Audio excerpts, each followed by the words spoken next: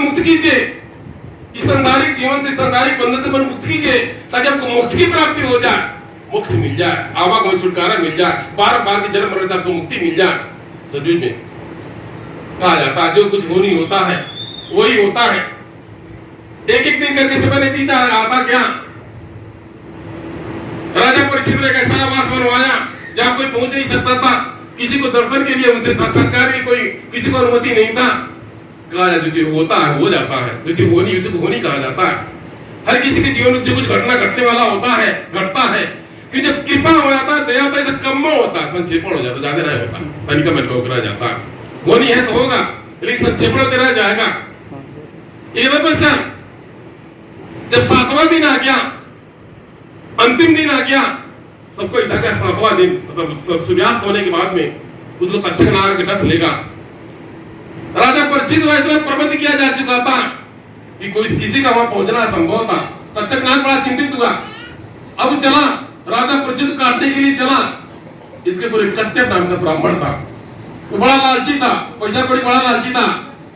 उसको भी पता चला कि राजा परीक्षित को तक्षक नाग डसेगा। उसको इतनी मंत्र की शक्ति थी, तंत्र मंत्र की इतनी शक्ति थी, उसके मन में आया कि राजा जब मर जाएगा तक्षक नाग डस लेगा और मैं उसको जीवित कर दूंगा, राजा को ढेर सारा पुरस्कार देगा, ढेर सारा इनाम देगा, धन दौलत मिलेगा, इनाम देगा। इस तरीके से इसी उद्देश्य को लेकर के वह कश्यप ब्राह्मण जो चला।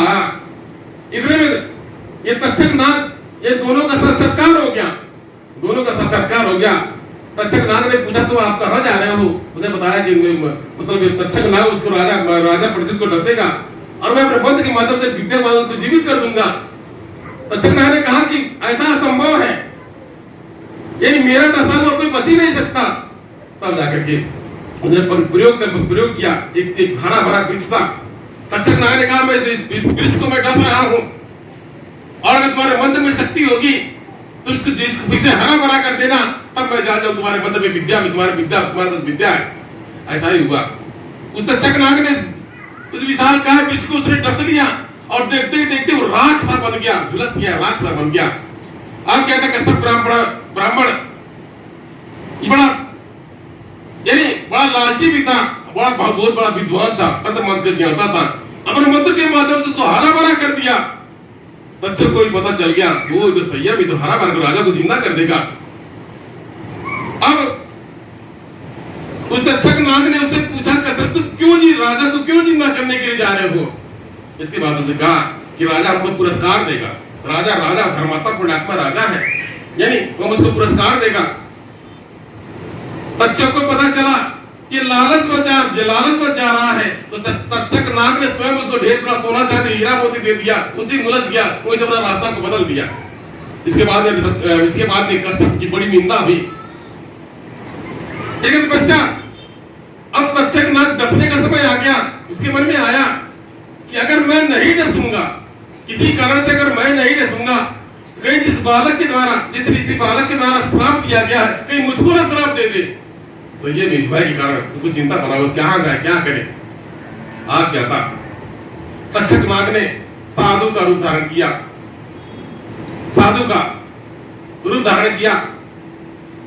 इसके तपस्या राजा से मिलने के लिए कुछ फल वगैरह लेकर, कंदमूल फल लेकर के दर्शन के विलासा जताए और फल में कीड़ा बन करके बैठ गया। उसको पहुंचना था, वहां तक पहुंचना था। कहा जिसका समय आता है उसे कोई बचा नहीं पाता है। अब एक फल में कीड़ा बन करके, छोटा सा कीड़ा बन करके बैठ गया, उसे समय नजदीक आता गया था। ये तीनों तक्षक नाग के जो रूप बने हुए थे, राजा साहब के दर्शन की इच्छा व्यक्त करते हैं। हम राजा साहब के दर्शन किया, हम उनके मतलब स्वास्थ्य के लिए हम बहुत चिंतित हैं। हम उनके लिए विधि प्रार्थना किए हैं कि ताकि यानी इतना धर्मात्मा पुण्यात्मा राजा, इनकी मृत्यु हो जाएगी, वह अकाल मृत्यु से बच जाए, इनके लिए कुछ फल लाए हैं, हम इनको अर्पण करना चाहते हैं। राजा के पास पहुंचा गया, सैनिक सिपाही पहुंचे।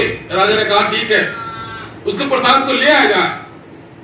अब किसी माध्यम से तक्षक नाग मतलब फल में बैठ करके ऊपर राजा के पास पहुंच गया। अब जो ही प्रसाद जान करके राजा ने सबको विदित करना शुरू किया, सबके आप सब लोग लीजिए। एक बार उसने भी उठाया और जो उसे काटा, एक छोटा सा कीड़ा निकला और कीड़ा निकलने के बाद में स्वयं वह गिरा, उसे कंधे पर जाकर के बैठ गया और देखते देखते उसे विकराल रूप धारण कर लिया, उसके लपेट में उसे डस लिया और तुरंत वहीं झुलस गए।